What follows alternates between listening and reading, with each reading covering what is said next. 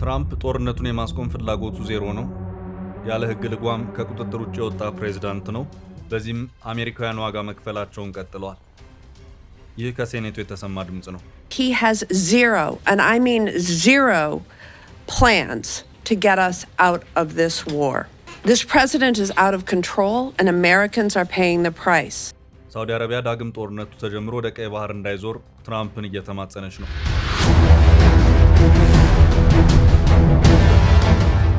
አሁን አደገኛው ፖለቲካዊና ወታደራዊ ፍልሚያ ከሆርሙዝ ወደ ጅቡቲ ኤርትራ ደጃፍ ወደ ሆነው የቀይ ባህር ባቤል መንደብ ሰርጥ እያመራ መሆኑ እየተረጋገጠ ነው። It has even threatened to target American ships and potentially close the Bab al-Mandab Strait, a vital artery for global trade.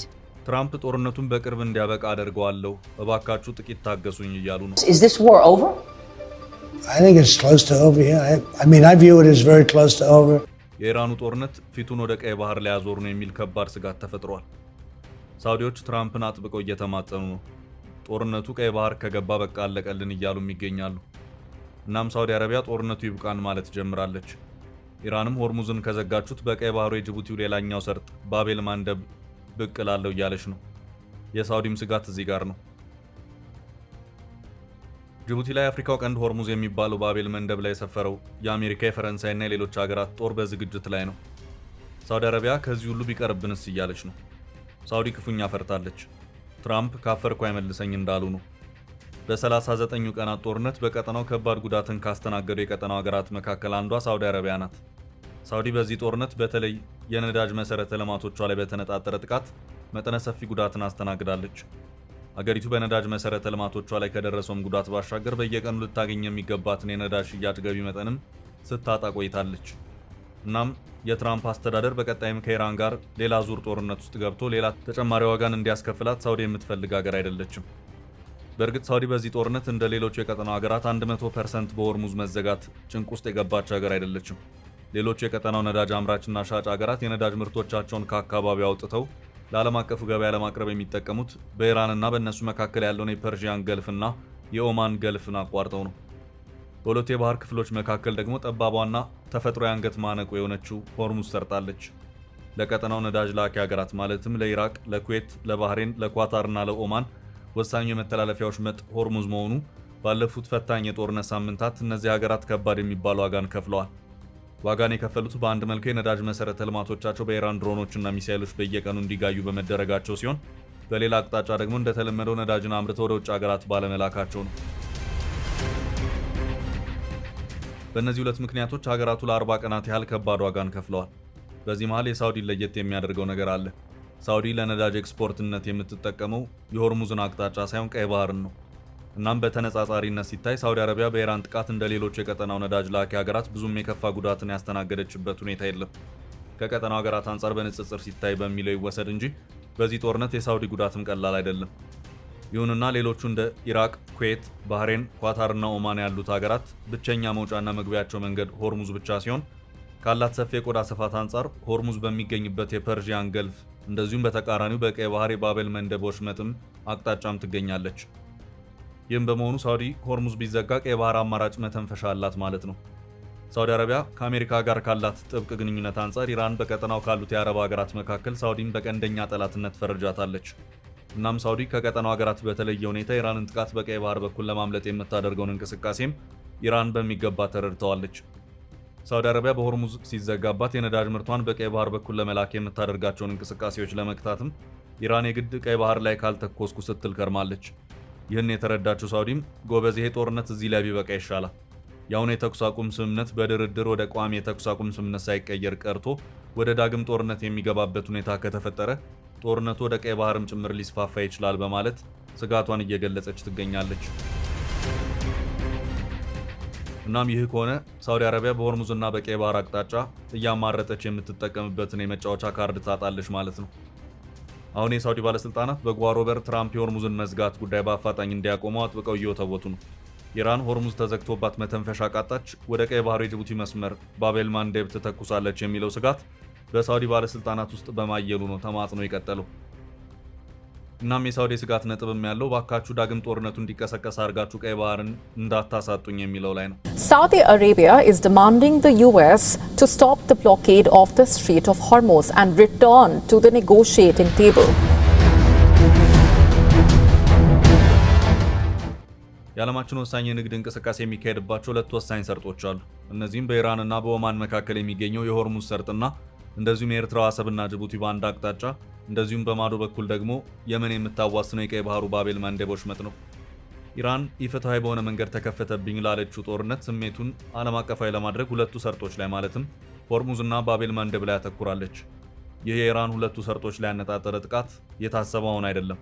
ጦርነት ቢከፈትብኝ በሚል ቀደም ብሎ በሚገባ የተሰራ ሂሳብ ነው። ለዚያም ነበር ኢራን ሆርሙዝን በመዝጋቱ በኩል ራሷን ስታዘጋጅ፣ በሌላ አቅጣጫ ደግሞ የጅቡቲ አሰቡን የቀይ ባህር ባቤል መንደብ በመዝጋቱ በኩል ደግሞ የየመኖቹን ሁቲዎች ከሚሳኤል እስከ ድሮን ስታስታጥቅ የከረመችው። በአንድ መልኩ የኢራን ሚሳኤሎች ቀይ ባህር የመድረስ አቅም ያላቸው ሲሆን፣ በሌላ አቅጣጫ ደግሞ የኢራን ወኪል የሆኑት የሁቲዎችም ቢሆኑ በቀይ ባህር ምን አይነት አደጋ ሊያስከትሉ እንደሚችሉ ከዚህ ቀደም አሳይተዋል። አሁን ኢራን በሆርሙዝ መዘጋት መተንፈሻ ካጣች የጦርነቱን አቅጣጫ ወደ ቀይ ባህሩ ባቤል መንደብ ልትቀይረው ትችላለች የሚለው ስጋት ከፍ ያለው ከዚሁ ጋር በተያያዘ ነው። አሁን አደገኛው ፖለቲካዊና ወታደራዊ ፍልሚያ ከሆርሙዝ ወደ ጅቡቲ ኤርትራ ደጃፍ ወደ ሆነው የቀይ ባህር ባቤል መንደብ ሰርጥ እያመራ መሆኑ እየተረጋገጠ ነው። It has even threatened to target American ships and potentially close the Bab al-Mandab Strait, a vital artery for global trade. ኢራን በሊባኖስ መሰረቱን ያደረገው ሄዝቦላ የጋዛው ሐማስና የየመኖቹ ሁቲዎች ወሳኝ አጋሮቿ ናቸው። የጋዛው ሐማስ እስራኤል ጋዛን ዘግታ ለዓመታት ባደረሰችበት ጥቃት ክፉኛ ተዳክሟል። ከወራት በፊት ግብጽ ሻርማር ሼክ ላይ በተደረሰው ስምምነት መሰረትም ትጥቅ ፍታ እየተባለም ነው። በሊባኖስ የሚገኘው ሐማስም እስራኤልና አሜሪካ በኢራን ላይ ጦርነት መክፈታቸውን ተከትሎ ጦርነቱን መቀላቀሉ በአሁኑ ሰዓት በእስራኤል በኩል በአየርም በምድርም ከፍተኛ ርብርብ እየተደረገበት ይገኛል። በአሁኑ ሰዓት በዚህ ጦርነት አቅማቸውን በመሰብሰብ አድፍጦ የሚገኙት የኢራን አጋሮች የየመን ሁቲዎች ናቸው። አሁን ባለው ሁኔታም እነዚህ የየመን ሁቲዎች አድፍጠው ከኢራን ጋር በመተባበር የቀይ ባህር ሆርሙዝ የሚባለውን ባቤል መንደብ ሊዘጉ ይችላሉ የሚለው ስጋት አይሏል። ከሁሉም በላይ ከፍተኛው ስጋት ያደረባት ሳውዲ አረቢያ በመሆኗ እባካችሁ ሆርሙዝን ዘግታችሁ ኢራንን መተንፈሻ በማሳጣት ጦርነቱን ወደ ቀይ ባህር ባቤል መንደብ እንዲዞር እንዳታደርጉት እያለች ትገኛለች። ትራምፕ ምን አለ ጥቂት ብትታገሱ ጦርነቱም የሚያበቃበት ጊዜ እየተቃረበ ነው በማለት ወዳጆቻቸውን እያጽናኑ ይገኛሉ። Is this war over? I think it's close to over, yeah. I mean, I view it as very close to over. ሳውዲ አረቢያ ኢራንን አጥብቃ በስጋትነት የምትመለከት ሀገር ናት። ኢራን አንድ ቀን ልታጠቃኝ ትችላለች በሚል ለዓመታት ያልሰበሰበችው የጦር መሳሪያ አይነት የለም። በተለይ ከአሜሪካ የሸመተችው የጦር መሳሪያ አይነት ሀገሪቱን ያጣበበ ነው። ግን ደግሞ ትራምፕ ዳግም ተመርጠው ስልጣን እንዲያዙም ሳውዲ በአሜሪካ የጦር መሳሪያ ሽያጭ ግዙፍ ነው ሲል ዋይት ሃውስ የጠራውን የጦር መሳሪያ ሸመታ ፊርማን አኑራለች። The United States and Saudi Arabia have signed what the White House is calling the largest arms sales agreement in history. ሳውዲዎች ራሳቸውን ለአሜሪካ አሳልፈው ሰጥተዋል። በተለይ በትራምፕ በኩል አድርጉ የሚባሉትን ሁሉ ያደርጋሉ። ገንዘባቸውን አሜሪካ ላይ በማፍሰስ ኢንቨስትመንትን አስፋፉ ቢባሉ የሚሉት ሌላ ምንም ሳይሆን እሺ ነው። የጦር መሳሪያ ከኛ መሸመት አለባችሁ ቢባሉም አሁንም ምላሻቸው እሺ ብለው ፊርማቸውን ማኖር ብሎም መግዛት ነው። The numbers pledged are simply eye-watering. The Saudis will plow $600 billion into the US, including AI, chip making and infrastructure. ግን ደግሞ የሁሉ ዓመታት የጦር መሳሪያ ሸመታ ሳውዲን ስትፈራው ከነበረው የኢራን ጥቃት ሊያድናት አልቻለም። ሌላው ቀርቶ በዚያው በሳውዲ የነበረው የአሜሪካ የጦር ቤዝ ሳይቀር ከኢራን የሚሳኤሎችና ድሮኖች ጥቃት አለማምለጡ አስገራሚም ነበር።